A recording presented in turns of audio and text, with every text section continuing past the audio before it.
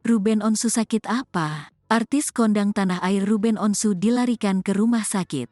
Ruben Onsu membagikan kondisi terkininya dilarikan ke rumah sakit pada Kamis, tanggal 27 April tahun 2023, malam.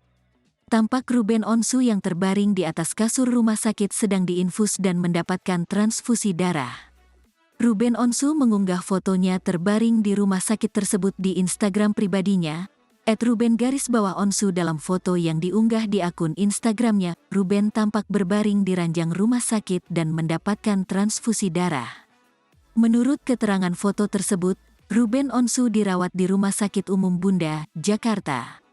Ruben berharap ia dapat segera pulih dan pulang dari rumah sakit. Untuk penyebab dirinya dilarikan ke rumah sakit, Ruben Onsu belum membeberkannya secara gamblang. Hingga tidak sedikit artis yang bertanya-tanya Ruben Onsu sakit